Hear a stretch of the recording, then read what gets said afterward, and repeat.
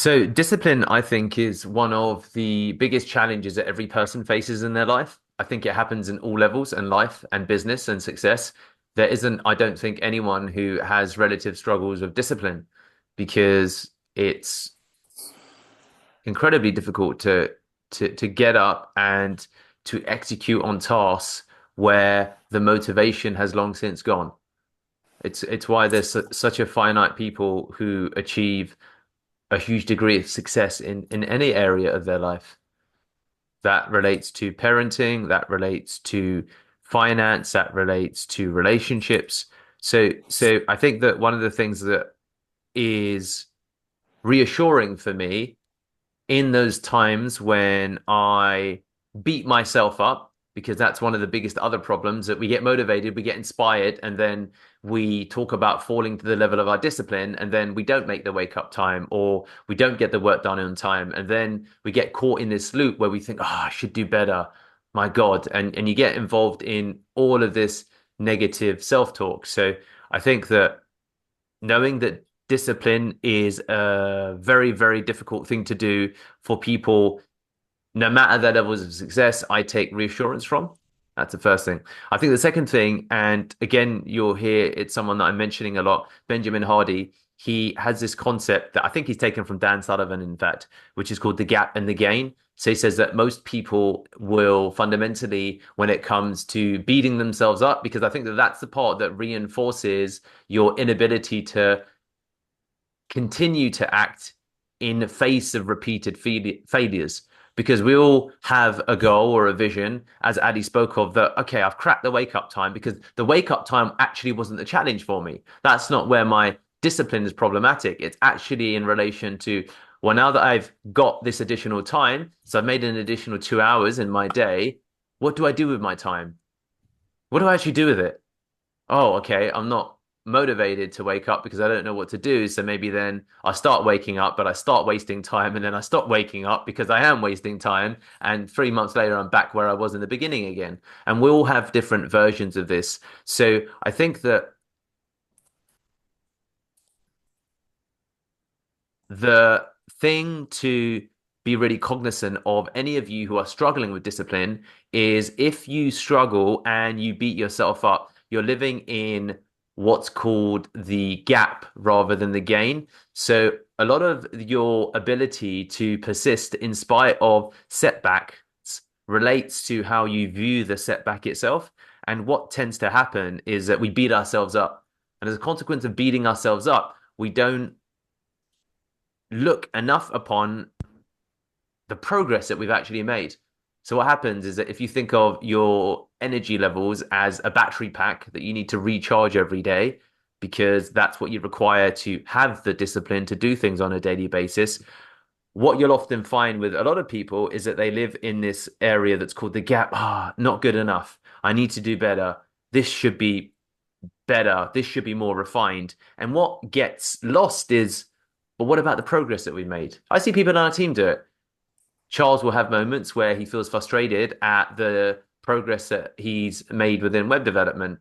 And because, and this is what we'll often do to ourselves, when you're in it, it's very difficult to sometimes see the progress that you're making. So that's where you have someone external coming in and say, but look at what you've achieved over the last quarter versus the last quarter. So as individuals, we often lack perspective as to the progress that we made. So people talk about this concept of gratitude diaries, and a lot of people say, well, what's that all about? Gratitude diaries are literally systematic ways to functionally remember the progress that we made. So that can help you recharge the battery pack or change the battery pack to a reservoir, an infinite reservoir that you can draw upon as a resource. Because your challenges with not living up to the level of discipline that you desire in your life, because it's always going to be a moving target, let's remember. It's always going to be a moving target. Your desire to have discipline will increase forever. So the goal will never be achieved because you'll always move the goalposts.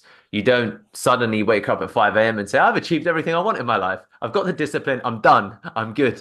That's fucking it. I'm checking out. No one operates like that. We of course reset the goalpost where that might be, okay, now I'm going to try and wake up 15 minutes earlier, or oh, I want to be more productive with my time. So gratitude diaries relates to focusing on the gain. So, what have you progressed with when it comes to your levels of discipline? So, I think it's important to look at that, to look at and to then you can reflect over the course of, well, where was I 3 months ago when it comes to my discipline? 3 months ago, I didn't even realize that I should be bothering waking up early. So actually, wow, I have made progress. And that gives me more energy to then figure out or to deal with the next enemy at the next gate that I'm trying to attack. So I would encourage anyone who's focused now upon discipline, especially if you've watched any of my previous videos and there's a big focus on motivation, that now that you move into the discipline space, you are going to then connect that with a gap saying, well, I'm not getting to the level of discipline that I want. I didn't get to that tutorial that I wanted to do. I didn't get to finishing that video that I was working upon or creating that piece of content.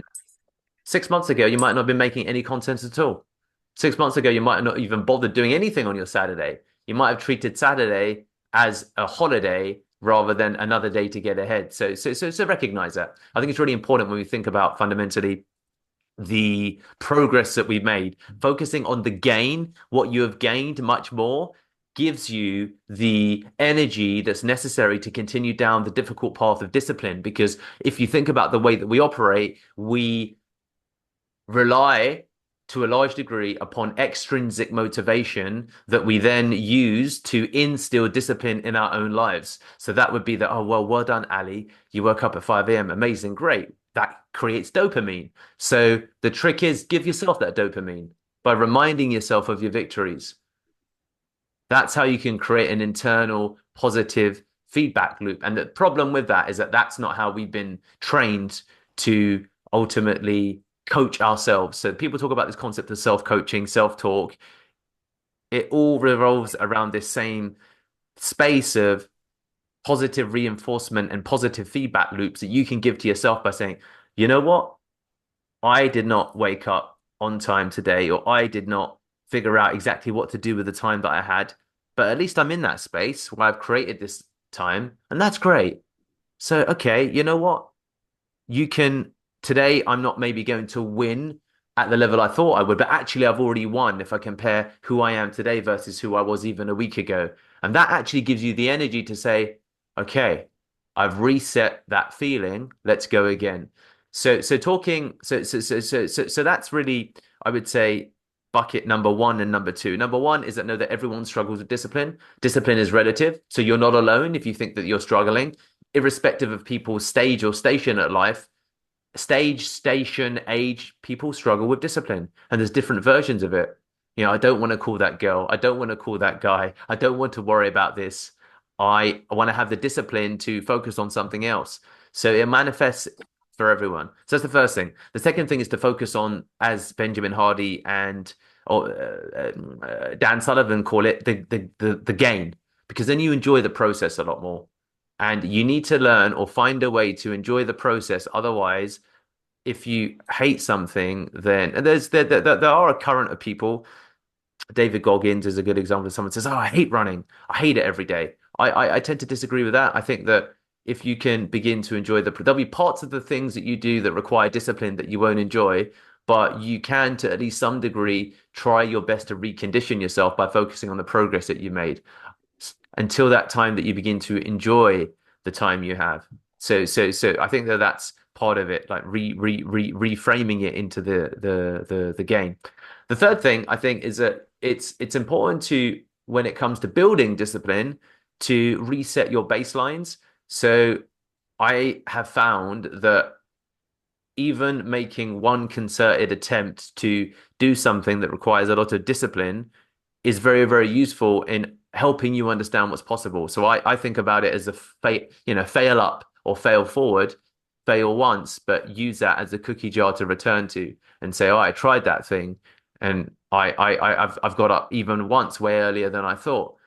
Probably I could do it again. But having baselines that you can reset, because I think that many of us or most of us operate well within our capacity for focus, for dedication, for commitment. So it's useful at some stage to try something that's really bloody difficult that you're not sure that you can do, to then help you understand what's actually possible when it comes to discipline. Because if you can spend one day, just one day, and say, one day I'm going to not leave my laptop until I've got through this 7 hour tutorial on the complete guide to HRS. So just one day. I'm not allowed to do anything else. I can sit at my desk. I'm going to bring food to the desk, but I cannot leave this desk unless I need to go and pee. And I brought my food to the table, and I cannot leave until I've watched these tutorials, and I'm not allowed to do anything else. Just so you can see what's possible. And if you're no matter how far you get through it, if you said, oh, I got through 4 hours, I say, great. And then you refer back to the game. You say you've never sat through 4 hours of tutorials before. So maybe you can do it again. Or maybe you could just do 2 hours again because before you just did 30 minutes. You aim for 7 hours, you did four. You forced yourself to sit there, but it resets your baseline. I remember the first time that I wanted to prepare for an ultra marathon and I had no concept of it. And I thought, why don't I just walk? I could probably do that. Why don't I just walk for 24 hours and just see what happens?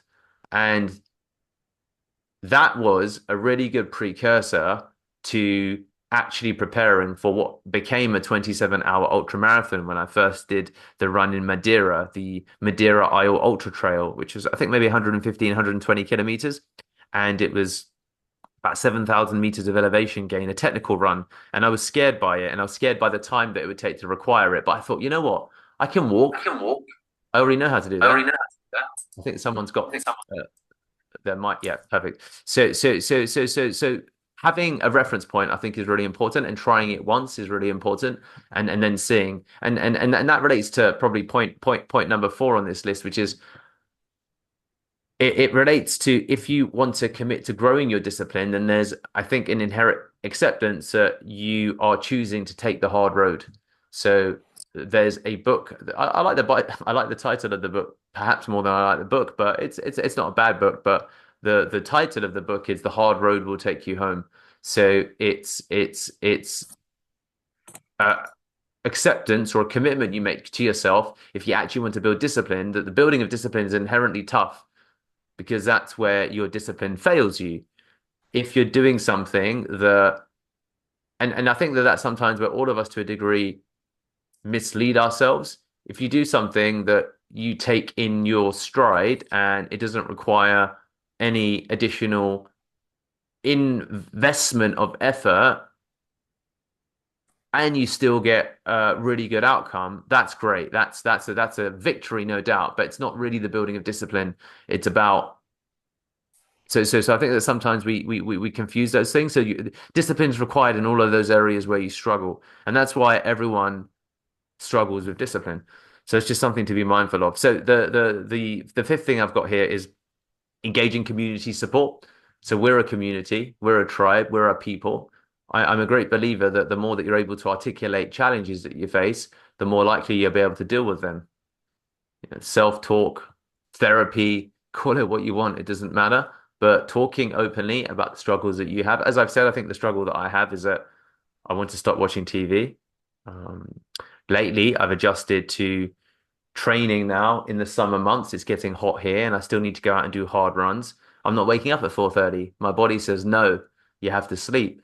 So there's their challenges that I'm having at the moment. So just engaging in community support by talking about it and telling your peers about it, I think is powerful because none of us are alone here at Pearl Lemon, or if you're watching this channel on YouTube or wherever you're seeing it, reach out to other people like yourself. So take strength in a shared community. So we have that ability today. So that's just the other thing to consider. The next thing is that engage in coaching. If you want to raise your level of discipline, raise your level of investment in coaching. We've discussed this before, and I'll say it again that coaches have accelerated the progress I've seen in many areas of my life. And sometimes it's not even about the coach itself, it's the financial commitment that I make to coaching that gets me disciplined in saying, well, I'm fucking paying this person. I better pull my finger out of my backside and get on with it because otherwise I'm burning money. And that's, that can be part of it. And that can change the nature with which you approach stuff. Because when you spend and maybe you spend at a level that it hurts you, you tend to ultimately take action, which is why there's lots of coaches out there or lots of programs where they say, I don't work with people that don't spend at a certain level because the actual teaching doesn't change, but their investment changes, and that changes the way that they perceive the teaching. So that actually is a real thing. And that is something that you could potentially consider engaging in coaching. The next thing is and this is point number six, I think, it's really important to attempt dozens of strategies. Everyone's looking for the strategy, and there will be a strategy for you, and there'll be a strategy that will work for a season. And it's always worth cycling through. There's generalism, such as, for example, an alarm clock. And some people say that, I use the alarm clock, but then my body became conditioned to wake up at or before the time of the alarm clock. And then you move to the next phase. So there's lots of strategies. My experience has been that the strategies that I've used, some of them remain consistent. Like I do use an alarm. Most people do always set an alarm even where they don't need it. But there'll be others that you will find be effective for you. So attempt dozens of strategies because most of them won't actually work for you. And like life or like content, sometimes you'll be surprised by the ones that have a big impact. So I'd say that cycling through different strategies is always quite powerful. The next thing is that change your environment. So environment physically and mentally. So physically would be the things you can see, read, touch, and feel. It wasn't a surprise or coincidence as I spoke to the team, for those of you who are watching, that now I'm listening to motivational music, let's say, or inspirational speeches related to discipline. And now going back several years ago, I would find myself humming songs that I would listen to. Now I hum speeches from motivational speakers. So it's changed the way or the messages that I'm giving to my brain. So back in the day when I used to listen to a lot of rap music and I find myself humming something from Jay-Z, now I'm saying something to myself from Tony Robinson. It's completely different. So that's one example of how I'm changing my mental environment by changing my mental diet, by changing my mental exposures. Then that equates out to, of course, me speaking about it, me talking about it. Then that also will relate to the conversations that I have and the communication that I have and the place that I'm in. So you can create your own environment irrespective of the actual environment. So I think that that's a big thing that is very helpful. And then again, also that relates to the books that you read and the mental diet that you give yourself. So changing your environment is a big one. I think the next thing that none of us really prepare to go through is to emotionally prepare for setbacks. I think the setback comes and we emotionally aren't always prepared for it, especially because it might be, your first time or your second time. But as you understand the journey more, you'll see that there'll be areas where you don't get the success the first time around. And anything that's hard, you don't get the success the first time, second time, or even the 10th time around anyway. So it's sometimes useful, as much as we visualize success and we talk about visualization, it's also visualizing what a negative outcome will look like. You know what? What will happen if I try and wake up at 4:30 every day?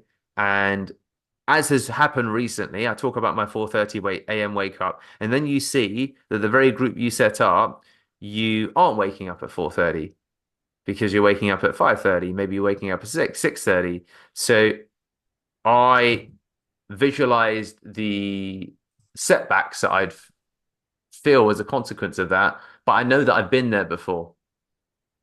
I visualized it, I've been there before, and that was helpful for me to continue to move forward. So rather than beat myself up, I look at the reasons for why I'm not waking up and I begin to slowly fine tune things and make the necessary adjustments. But I don't let the emotion stop me from putting in the work because I have visualized what an emotion, what a setback might look like. And that prepares me more to deal with it. So I think emotionally preparing for setbacks is also important. The next point number, I think number 10 is Alex Hormozy talked about it in one of his videos, but I think it's been mentioned several times before. So you have seasons in your life. So there'll be a season, you have seasons where you focus on different things. So when a man and woman have a child, that's their season sometimes to focus on raising a child for the first couple of years because that's at the apex of their thinking. When you go on a significant weight loss or strength program, the season might be physical fitness. So as you look over the course of time, it's useful for me to understand that, okay, right now I'm in the season of discipline. And even in attempting to go all the way there, if I ultimately end up here and that carries with me as I move into other quadrants of my life, that's still a big, big fucking win. And that's very useful for me because right now, as I make these videos and I talk about discipline, it's logical and sensible and is actually the case that I'm focused more on raising my level of discipline.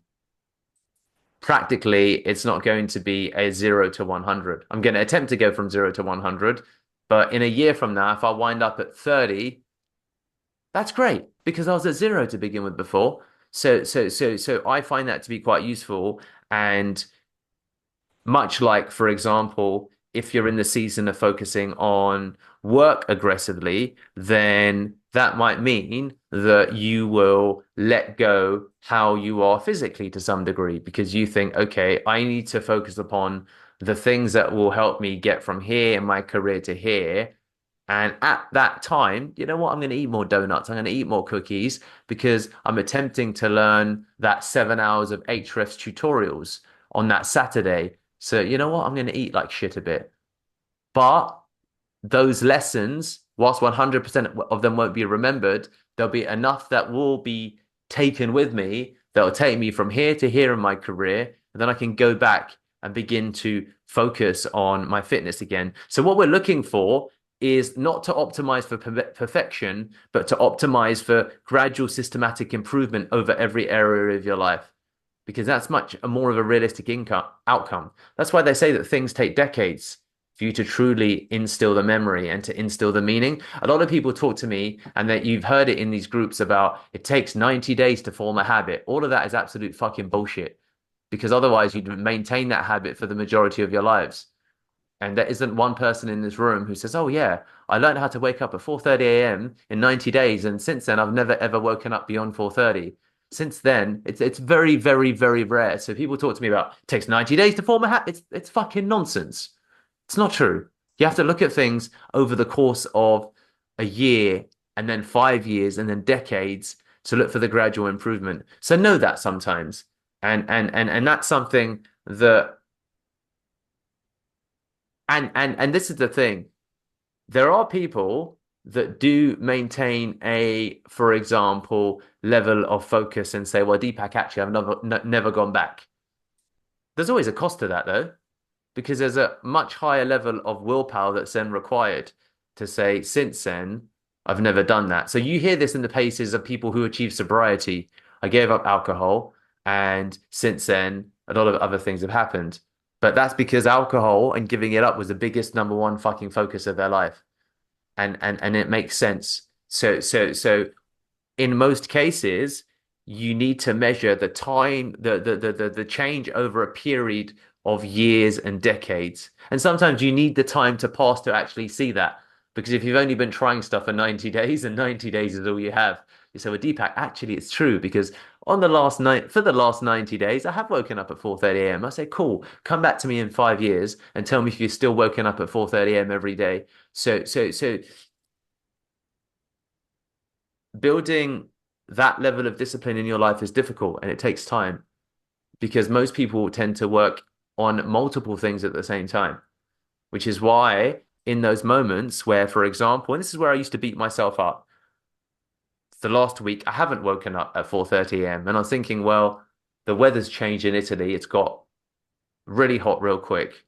And also, I have amped up my training plan because I'm attempting to prepare for a 200-mile run.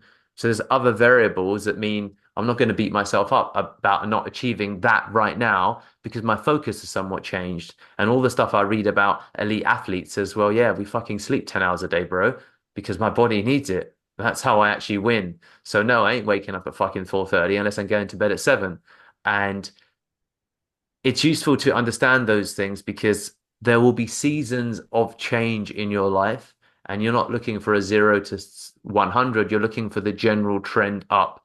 So if you continuously progress, I read more during COVID when I was reading for 60 hours a month at some point. I don't read 60 hours a month now because it's impractical and my focus is different. And it's not something that I require to get me to where I go. So and that again relates back to being gentle with yourself and knowing that it's about discipline over the course of a longer time scale than some of you perhaps have yet envisioned. And that's what you need to optimize for. And most people don't look at it on that time scale. Most people look at it in a much finite time period. People beat themselves up about it, and that causes them to revert back to zero. And that's the bigger problem, actually. It's like, I'm trying to give up all processed food, all sugar at the same time. You're like, you know what? You're probably going to have a day where you're going to binge in a week from now, or even a month from now. And that's okay.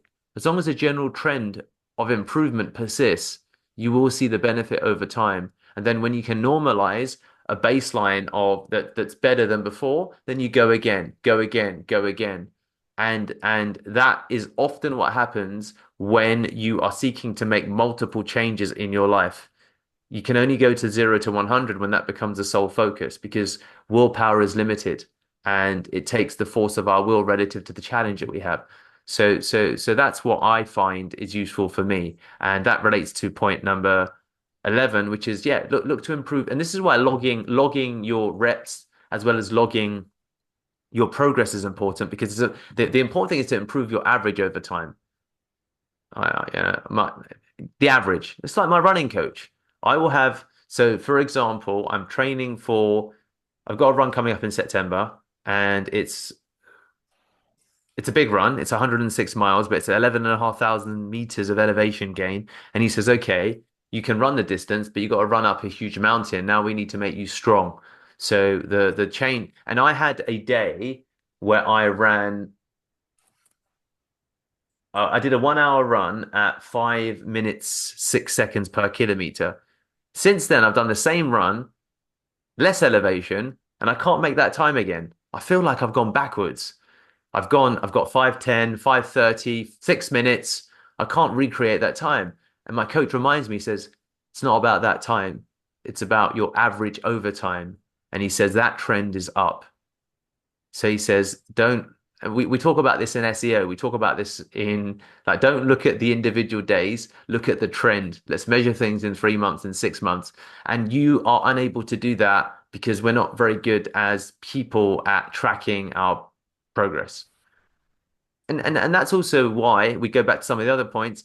Community support is important. Coaching is important because also we need to learn to remind ourselves, but it's useful when we get reminded by others that you've changed, you've progressed, you're better than where you were 6 months ago. You're better than where you were 3 months ago. You might not be better than where you were last week, but it's not the time scale that we're optimizing for. We're looking for a lifetime of change, and that needs to be measured over a much longer time scale than you're allowing yourself. And that's what we're looking at. So that's why improving your average over time is important. And then point number 12 is, and this is where people struggle. I think so you need to visualize doing the boring thing, and you need to emotionally invest in doing the boring thing because most people are not prepared to do the boring thing. I include myself in that. It's a big weakness of mine, huge weakness. And I do think it still has limited me through my entire career. The boring thing for Pearl Lemon would be to just focus on lead generation and drop every other single department and focus 100% on that because that's where we make the most money. The boring thing would be to we have 60 websites, we should go down to 2 websites, and the business probably won't change. I probably wouldn't need to get rid of more than 10% of the team because that's where our money is, but our focus would change. It'd be a lot more boring, but the results would be different. So that's a really obvious example of an area that I struggle with. And I say that to you as much as I say it to myself. I need to get better at doing the boring thing because as much as a hard road will take you home, the boring one will as well. It's the day in, day outness of the fundamentals that can really drive success in your life. And I'm not good at it. The evidence is there in abundance. And I would say that that will probably, for me, be part of my lifetime work. Because there's going to be things that you will, and this is the important thing I think with discipline and more broadly about life, there's going to be some things that you change in a moment. There'll be some things that will change in a year. There'll be some things that you'll change in 5 years. And there may be some things that you'll never change in 50 years.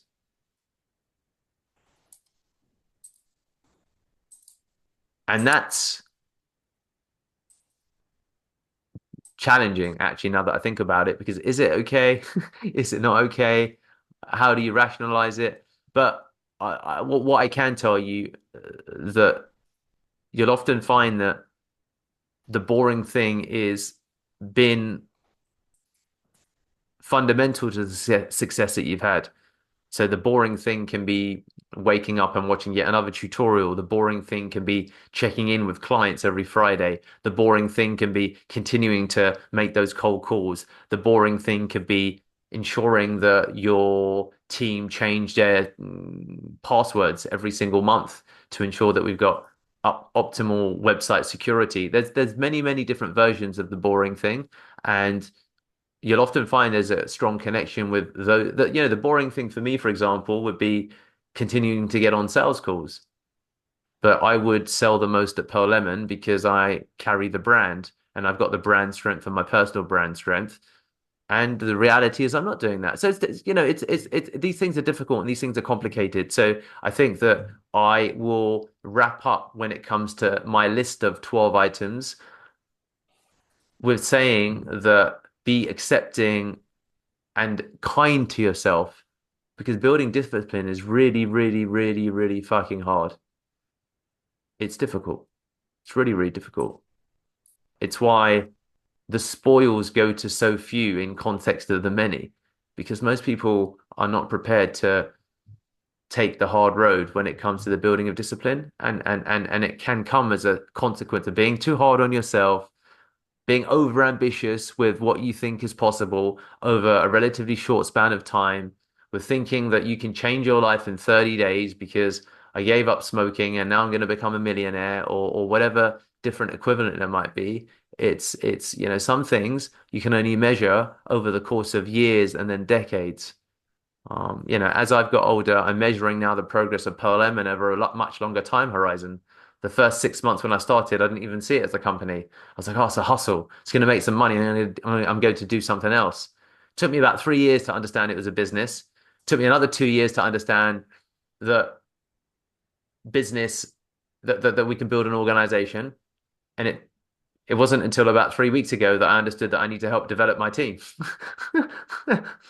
So, yeah, as you've seen, for those of you who are watching, by the education that I'm now trying to give to you. So things always will take longer than you expect, is what I mean. And as you journey through life, your understanding of the time requirement will change also. So as much as we should all rush, don't be in a rush with thinking that a 1 week change will immediately bring about a lifetime of discipline. It doesn't make the endeavor any less worthy. It doesn't mean that you shouldn't attempt to take the hard road, but be gentle with yourself and don't punish yourself and monitor your progress over the courses of a quarter, 6 months. And then as you get more disciplined and stick to things, you'll begin to measure your progress over years as well, which is how I'm measuring my progress as a business owner. I've said it to a couple of people and I say it to you. I said, you know what? Upon reflection, my 30s were about understanding what this business thing is.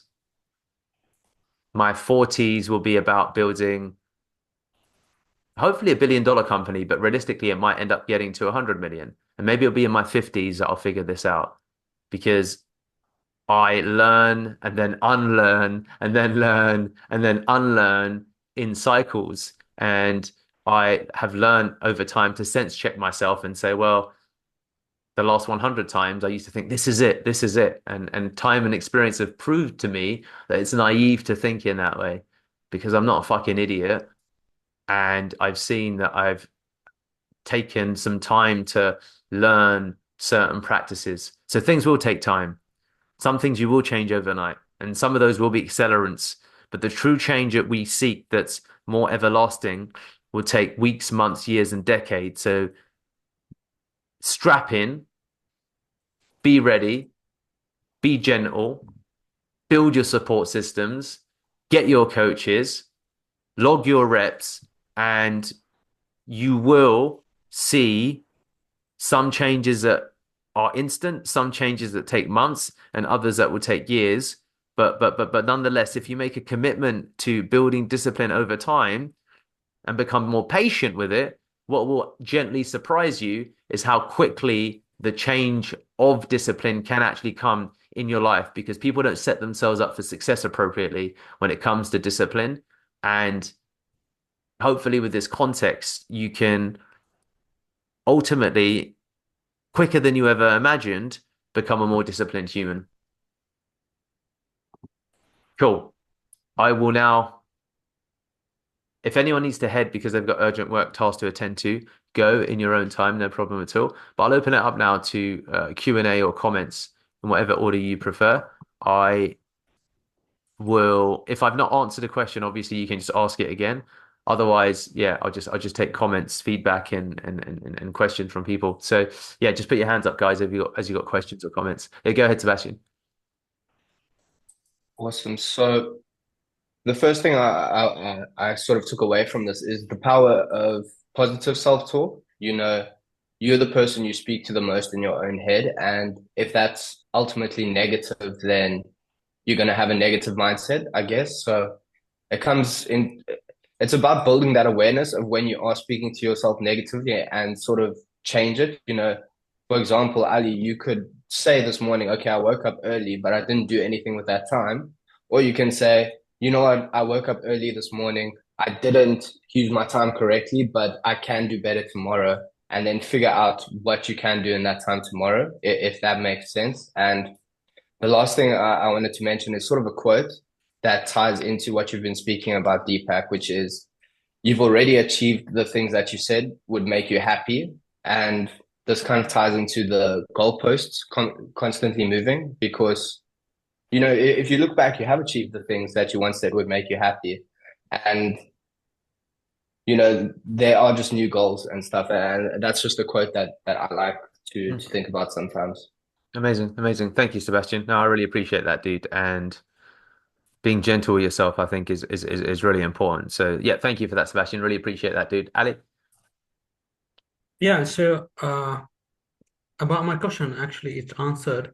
And I understood that what I'm lacking is motivation. I was motivated in terms of waking up early, Mm, giving myself some time mm, to do things, but I forgot my whys, and my whys are now basically not as strong as they were.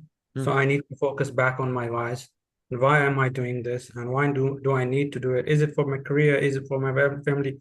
Whatever it is, I need to focus on that. I need to give myself some time to refresh myself from this. Obviously, as you said, don't be hard on yourself. And I'm experiencing this thing that I'm totally different person than I was 6 months ago. Totally. Even Charles said, I don't know who you are, because from physical appearance to the way I'm mentally functioning to how I work, it's completely different.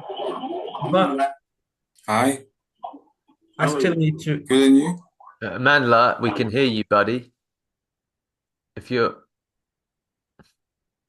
yeah. So yeah, that would be all, honestly. well, look, I think that that's everyone should print out what their whys are and put them up as reminders to some degree. People carry the residue in their heads, but of course you fucking forget it. You wake up in the morning, you don't be like, oh yeah. You don't remember, you just feel the tiredness and that drowns everything else out. Or you look at the void and you feel the boredom and you think, why the fuck am I awake at 6? None of the clients are online right now. Everyone else is asleep. I can just go back to bed and no one else will care. So I think that, build, that's why we need to build as many mechanisms as we can to support us because I can't tell you which one's going to work for you. So print the things, put the pictures on the wall, do fucking all of it and figure out which ones tweak you, and then different things will work for you at different times as well, if that makes sense. Because of course there'll come a time where you just block out the posters on the wall and you say, Deepak, I put all of the posters up. It worked for me until it stopped working for me, and then I'm on to something else. So part of it is continuously rotating strategies. There's as I said, there's going to come a time, and I'm sure it's going to come up soon, where either these calls will have diminishing value, or I need to go and continue to find more sources and get better, go away and come back again, go away. So that's why I think about the rotating strategies is it's quite important. Just cycle through a bunch of them and see what works. And because if you haven't yet got the change that you want, then you can try and change a strategy to figure out what gets you the result. And this has applications, of course, for our actual departments at a departmental level. Tried that, that didn't work. Tried that, that didn't work. Tried that, that didn't work to get the result I want. So see where experimentation takes you, dude. But I see the change in you. It's massive. It's massive. And that's brilliant. So um if that helps, then I see you more productive. I see you jumping on things. I see you solving problems outside of your department, let's say. And all of that, I think, is a reflection of the things that are happening within you. And that's brilliant, man. So great. Troy. Awesome. So just with Ali, what you were saying in terms of like your motivation, you struggling with that kind of stuff. So something that I do and something that I'd honestly recommend is, I don't know if you've ever heard of an app called Pinterest. I'm sure you have. But what I do is I've got like a little like board that's specifically private to myself, and any motivational quotes, any motivational pictures, or anything that essentially, I don't know, makes you feel like you can do anything is something that I have. So sometimes when you're feeling a bit rough, you can look at these different quotes and stuff that I have, that I've gotten, that are personal to me, and you look at them and it kind of gives you that sense of motivation and gives you a reasoning behind the things that you're doing, which leads me to my next point, which is don't be so hard on yourself.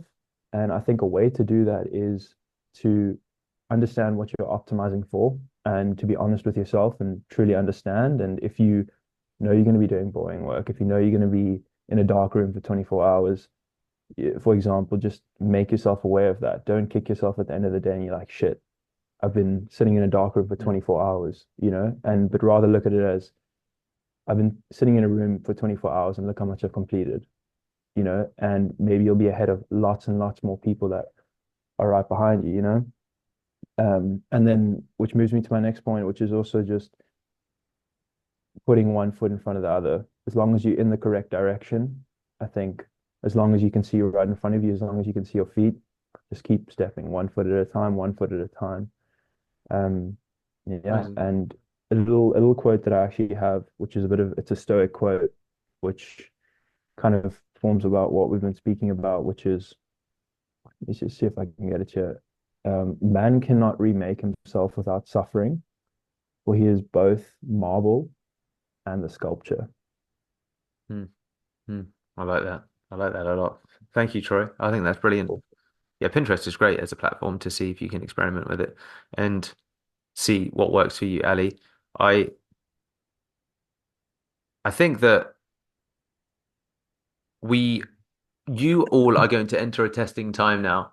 I'm going to not be here for Thursday and Friday. The talks are going to stop, and already to some degree, I think that my message has become clear now, and it's up to people themselves individually to organize themselves and to see what change I can instill in your lives. And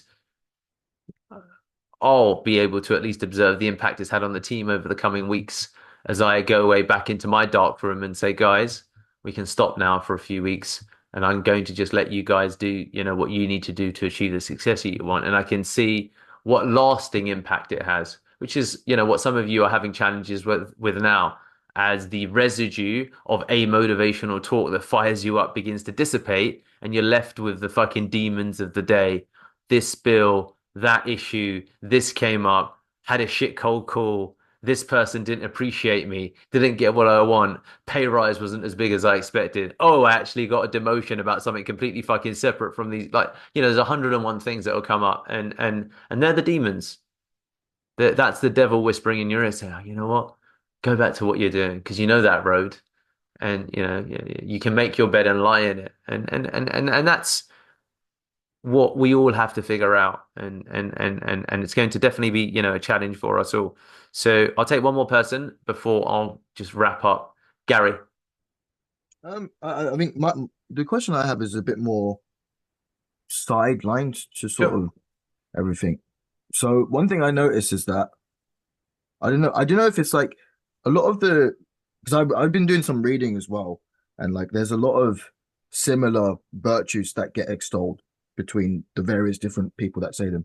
Getting up earlier gives you more time to focus on Sure. X, Y, or Z, all Sure. of these things. But I just feel like it doesn't. I don't know if it works for me because Hmm. I've been on a journey where I try to wake up early, and I wake up early. I just don't feel very effective in the day.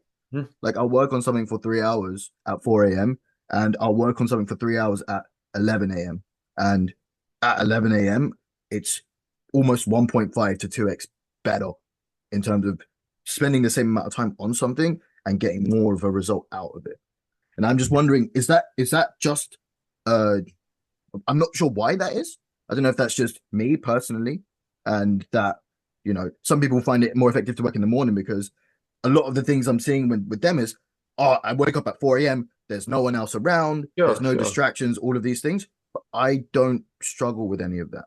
I don't have these distractions Yeah. or Yeah. like, I don't bury myself in social media. All of those kinds of things. Yeah. Watch Yeah. TV. Yeah. Yeah. So I don't know whether it's like, is it more worth having a journey of self-discovery rather than trying to do things for discipline's sake, you know?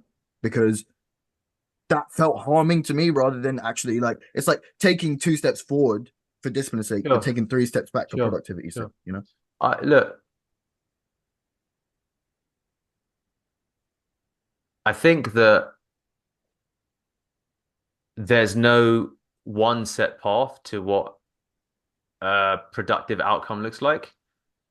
So you, and there are people that, of course, say, well, I don't wake up early. It's all fucking bullshit.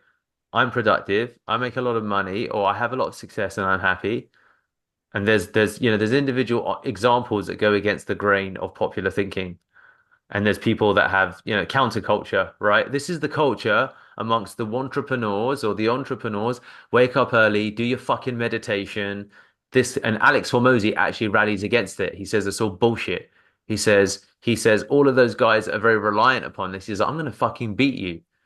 I always just want to be the guy that put me anywhere, any time of day, give me a laptop, I can drown everything out and I can just do the fucking work. And he says, that's how I'm going to win. He says, I love those guys that say they need to do things. So I couldn't definitively tell you is what I'm saying as to that's the path. I mean, we're all on more broadly, we're all on a journey of self-discovery. I don't know the route to making $1 billion. Not, I could recite something from you from the internet and I could sell it pretty convincingly, but that would be me not being true to myself. Be like, but bro, you've not done it. So it's fucking bullshit with all due respect. You're reciting someone else's story and you're saying this is, so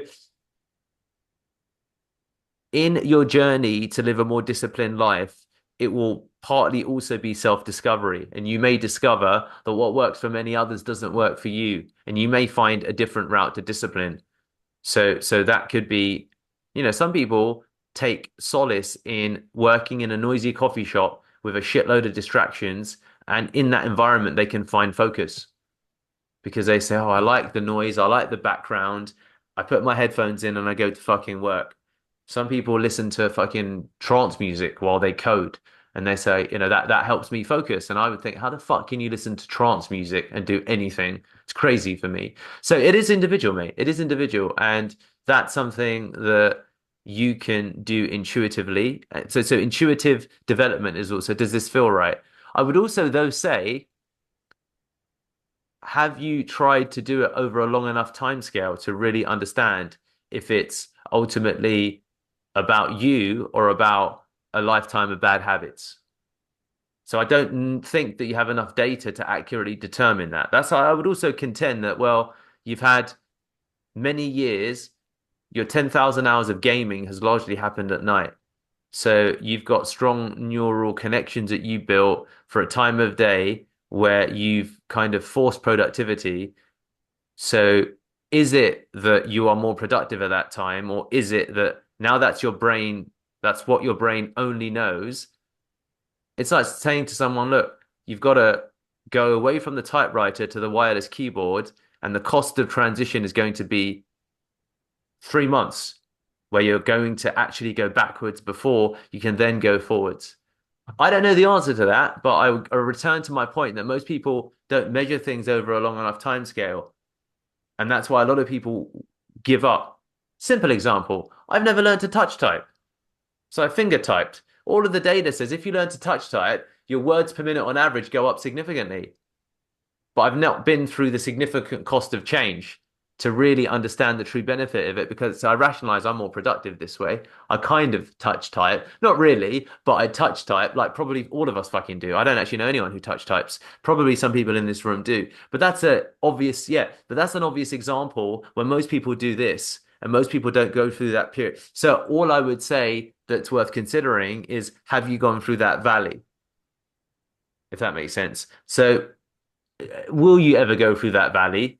Because do you think it's worth it? When I think about my touch typing journey, I haven't, and I probably never will learn to touch type. I probably never will, if I'm being honest. So